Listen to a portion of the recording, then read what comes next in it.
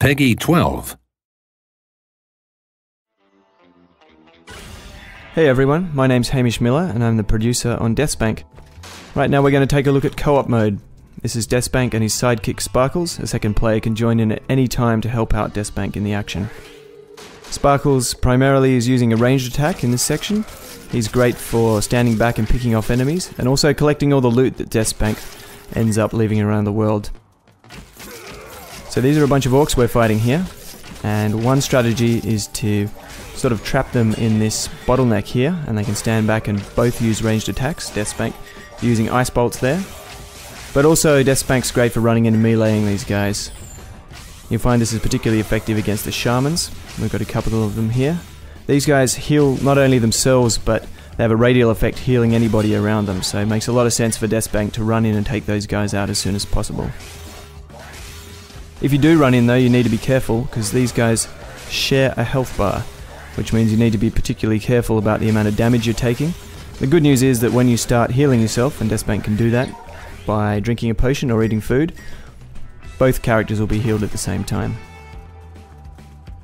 So we're going to take out the last couple of orcs,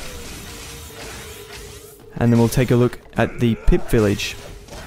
And this will be a little bit more difficult, so we'll explore some of the other techniques that these guys can use together.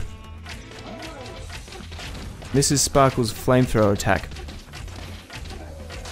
As a hint and tip, you might find it valuable for DeathSpank to hang back and use ranged attacks while Sparkles holds them at bay with the flames.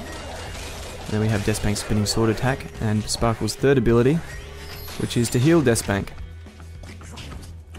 Very valuable when you're surrounded by many enemies. DeathSpank can throw up his shield and run through a whole bunch of enemies to try and escape damage, and Sparkles will just have to be careful because he doesn't have a shield of his own, and there's some pretty effective flamethrowing. I think that's a verb. We'll find a few more pips on the path down this way. Have to take care of them. Fortunately we're out of the thick of it, so these are some of the smaller guys. Great flamethrowing there again.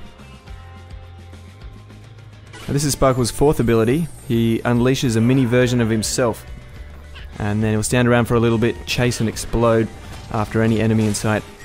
So we just missed that guy. We're going to try it again. Here we go. So put down mini Sparkles.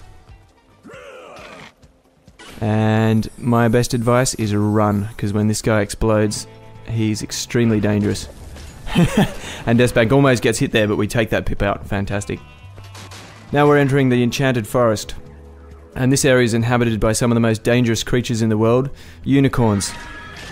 So we're going to cause some absolute chaos here, and I don't think these guys are going to last too long.